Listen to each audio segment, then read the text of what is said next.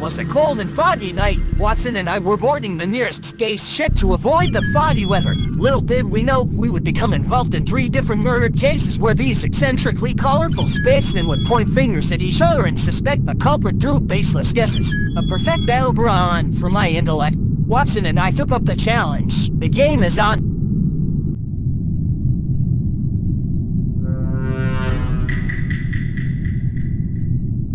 The table with the button on it was the location of our rather engaging conversations. Watson and I noticed that everyone gathers around this table whenever something happens. To add insult to injury in this murder fest, everyone had their own labor to handle. I was assigned with the task of eliminating the presence of foreign material from the vehicle's proximity. The body was found, and Watson and I reported to the meeting area as quick as we could. A man known as the boss was the murder victim, and I addressed this in my typical professional mannerisms.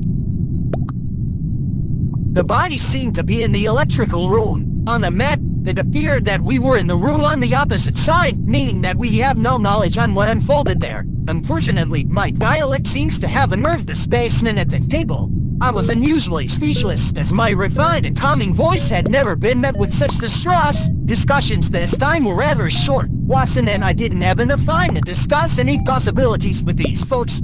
Time approached 0, and it seems that the only suspects we have are red spacemen called Malin and me. I was a suspect in the murder, solely because of my accent.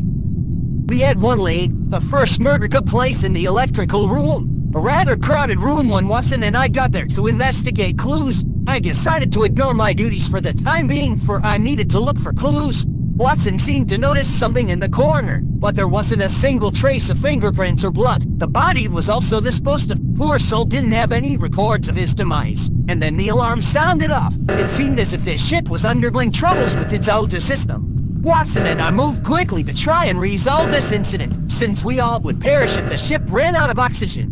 But it seemed as if the other spacemen had it covered. Watson and I moved to examine the 2 oxygen areas, but neither location had any incriminating evidence. We still had no clues to figure out the murder, but it seemed as if the ship underwent another emergency.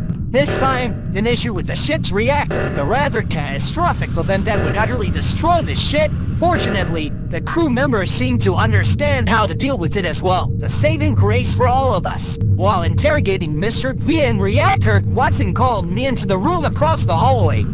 This spaceship had a security camera that the people were closely examining, and I saw a murder scene happening in the medical bay area. Watson, go to the medical bay hallway. Now, I shouted. Watson ran off in a hurry, and ended up reporting the body. Elementary, my dear Watson, 3 people have seen the crime on the cameras. The murder was definitely a bluish color.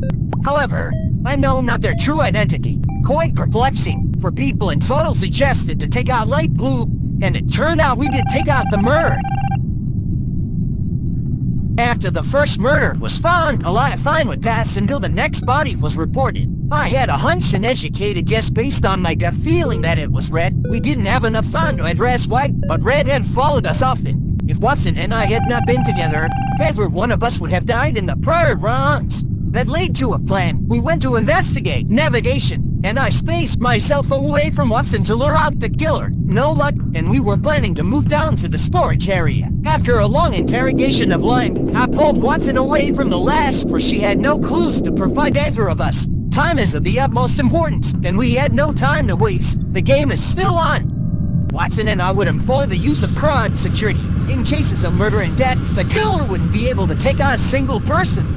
Otherwise, we'd know who the murderer was, and we'd be able to overpower the killer with brute force from Dr. Watson specifically. Watson and I did the same plan from earlier again. This time, we had an audience when the lights went out. The body was soon reported, and it was Watson. Watson's dead. Okay, I knew for certain that Red was the likely culprit. Before the lights went out, Red had actually tailed both of us. Watson was only slightly behind me when I entered the electrical room. If the murder happened within our proximity, only Red could have been the one to take out Watson. Grieving the death of my late comrade, we voted out Red, and the ship was safe from murder once more. I applauded Watson for his exceptional performance, and we were safe once again. Until it happened again.